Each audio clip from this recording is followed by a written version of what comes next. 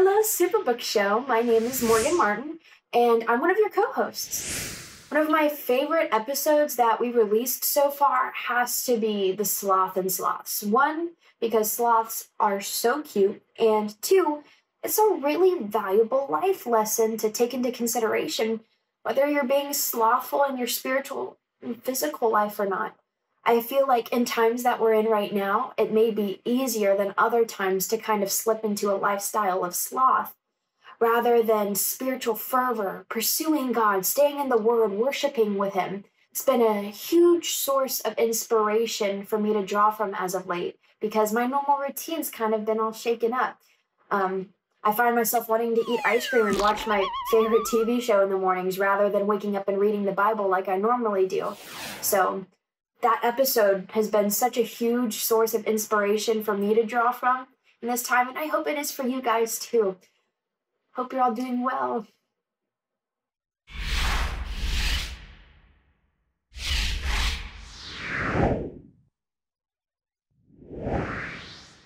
Welcome to the Superbook Show. Today we're on location at the Virginia Zoo. And we'll be learning about sloth, both the sin of sloth and those adorable animals of the same name.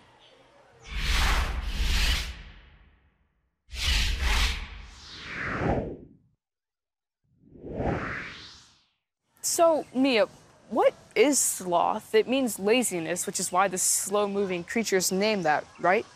Well, you're partly right. The sin of sloth isn't just laziness, it's spiritual laziness. Right. So, what does that mean? Sloth is about the things you should do but don't do because they take too much effort or they're inconvenient. Gotcha. Like reading the Bible or praying or volunteering to help others. Exactly. So there could be laziness involved, or we're putting other less important things first.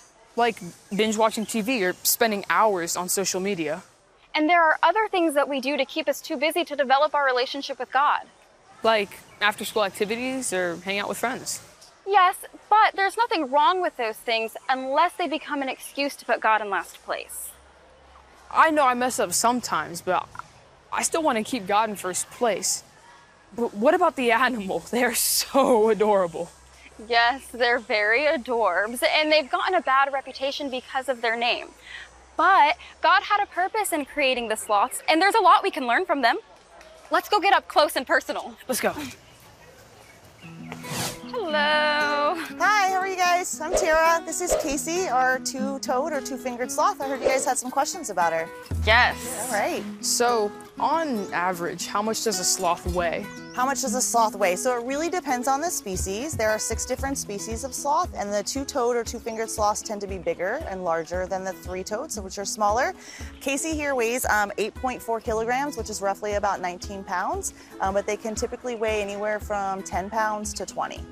Oh, nice. Gotcha. What is the average lifespan? So an average lifespan of a sloth in their natural environment is upwards of about 30 years, but when they're in human care in a zoological facility like ours, they can live upwards of about 40 years. So when sloths aren't on trees, do they have any other form of transportation besides this? So they typically live their entire life upside down. They'll climb upside down. They don't typically free hang like this. That's kind of a misconception. They do like to rest on things or in the V's or crevice of a tree. They'll climb down once a week to go to the bathroom. They're very awkward on land. It's when they're most vulnerable to predators. They can't walk very well. But they can swim super good. So they will do that. They'll fall from a tree. They can hold their breath for a really long time, and they'll swim to cool themselves off or to escape predation. Oh, what is a typical diet for them? In their natural environment, they typically will eat whatever's next to them. So again, depending on the species. So three-toed sloths are a little more picky. They eat cecropia trees only. Two-toed sloths have a more varied diet. They'll eat the leaves. They love flowers, hibiscus flowers. They'll eat fruits and lots of leaves. Here, Casey gets leafy greens, lots of different types of browse, vegetables, fruits. Vegetables are her favorite, though. So what happens if the sloth is moving this way and another sloth is moving this way and they just So collide? typically they don't live in groups, so they are a solitary animal. They live alone. Males are kind of territorial, so you never really see a lot of males in one place. Females will tolerate each other, meaning several females can live in one tree, and they don't bother each other, but they don't rely on each other. They don't groom each other. There's no social structure. They don't rely on each other for food. So typically you wouldn't have sloths running in together because they pretty much stay away and have their space. But if they were females, nothing would happen. If they were males, there might be a little fight. Gotcha. So if you were to look at a map, where are they located? Where do you find them? Rainforest in Central and South America, all over. And again, sometimes that's species specific. The pygmy three-toed sloth, which is the critically endangered species, is only native to one island off the coast of Panama. Wow. But two-toed sloths can be found variably throughout the rainforests. Wow. So I'm gonna give you her mush balls, which are her favorite. Mush balls? Sloths don't have any teeth in the front, so if it's small, you can put it in her mouth and not worry about getting bit. If you get a little sloth slobber, I have sanitizer at the end, so don't worry, these are her favorite. Thank you. You're welcome. It's just banana, and so it's nothing gross, it just feels gross. It feels interesting. You guys are feeding her mush balls, which are one of her favorite treats. It's just a combination of like a canned primate diet, banana and wheat germ. So it's really healthy for her, but she loves them. So they're her special treat. So, how old is she? Casey is 23. She had a birthday at the end of April. She's 23 years old. Wow. Yes. You guys see that long tongue coming out when she's eating? So that's one of the similarities they have to their cousins, if you know what they're related to, would be armadillos and anteaters. Really? Yes. And so they have a really long tongue that you don't see that often, but they do, just like those guys. Wow. And what type of relationships do they have with other animals?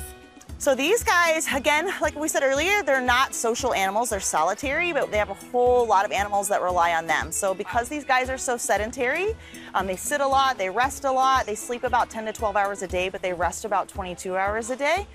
Algae grows on them. So if you looked at one of their pieces of hair or fur under the microscope, it would look like a corkscrew of a screw, and algae grows on that. And within the algae is whole ecosystem, so moths and beetles, all kinds of bugs that live on them and rely on them.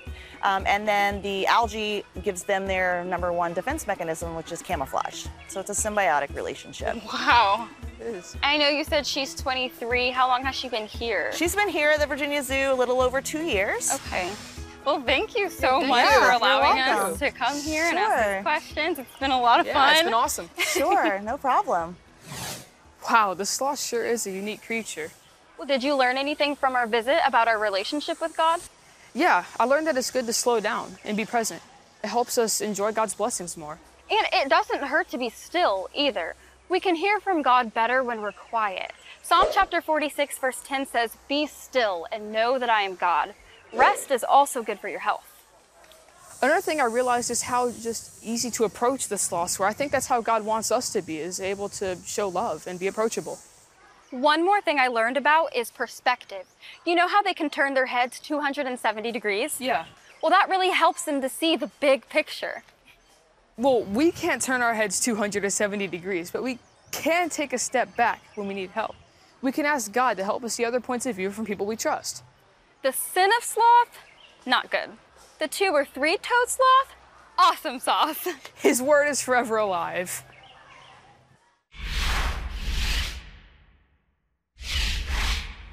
Thanks for joining us to meet Casey at the Virginia Zoo. No need to remind you not to be slothful in liking and subscribing. But do slow down enough to download our Superbook Bible app and check out superbook.cbn.com. Bye. Oh my god. She's like, where's the food though? That's what I want to hear.